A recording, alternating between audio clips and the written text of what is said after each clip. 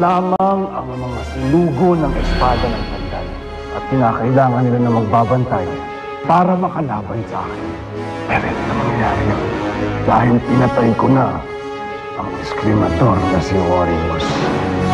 Bakit mo sinasabi na ikaw si Kuya Orius namin? Niloloko mo ba kami? Di mo naman kamukha si Kuya Orius eh. Isang paraan lang para maniwala kayo sa akin. Totoo yan. Meron din yan si Kuya Orius. Wow, Kuya Orius! Yan ang Kuya Orius na nakilala namin. Ibig sabihin ba nito, tuloy na ulit tayo sa dati? Oo, Haji. Gagabayan ko kayo ulit. Yay! Lipad ka, Kap! Lipad! Hanapin mo si Maria Makini at patayin mo siya! Hanapin mo si Maria Makini at patayin mo siya! Hanapin mo si Maria Makini at patayin mo siya!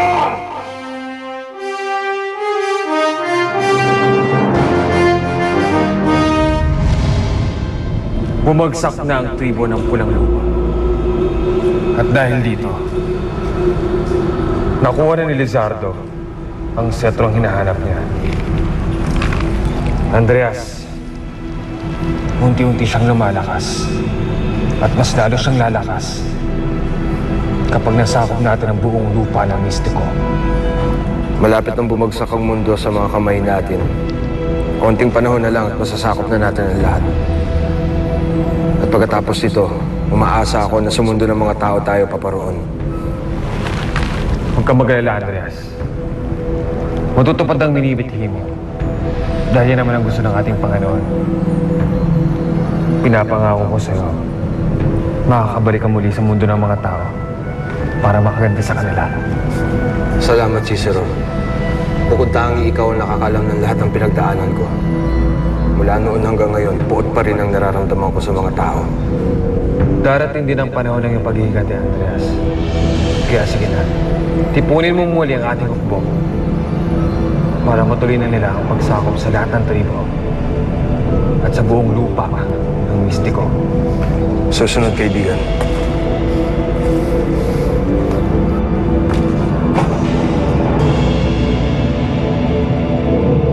Nasaan na ba sila? Bakit bigla na lang silang kinain ng liwanag? Ano pa itong napasukan ko?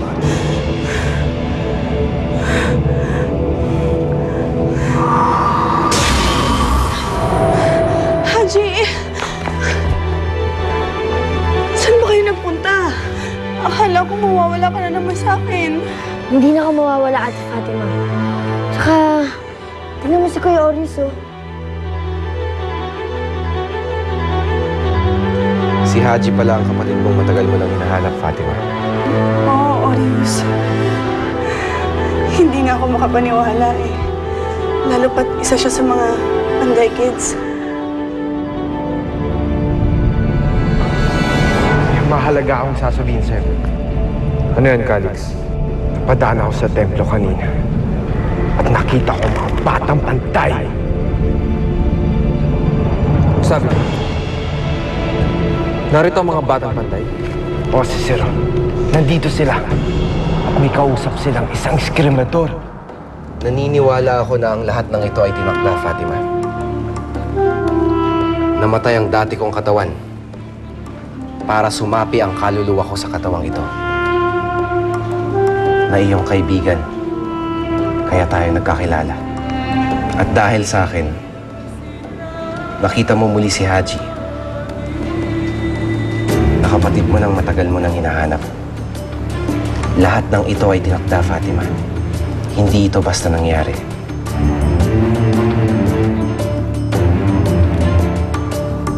Isang eskrimador. Posible yung sinasabi mo. Kilala ko lahat ng eskrimador dito at lahat sila patay na. Hindi ako pwede magkamali. Suot niya ang damit ng isang eskrimador. Sino? Sino yung eskrimador na yan?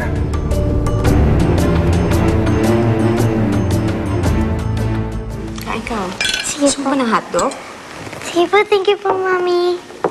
Ikaw na bahala, ha? Kung ano lang gusto mo kainin, ha?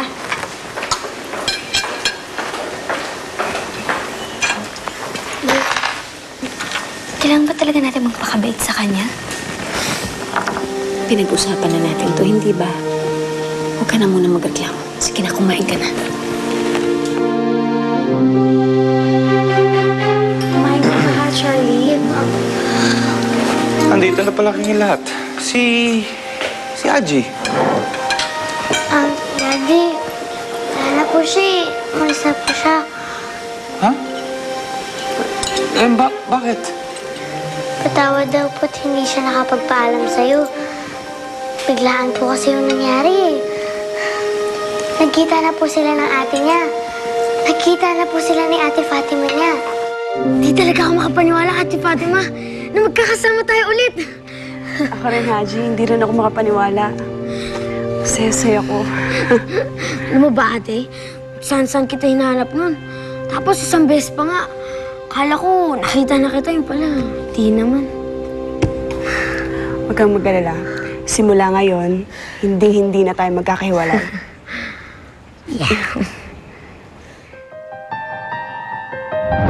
Ate Fatima? Oo, ako si Fatima. Ikaw si Ate Fatima? Sino ka? Ba't mo kilala? Oh, bakit ate? Anong iniisip mo? Ba't napatulala ka dyan? Wala, Haji.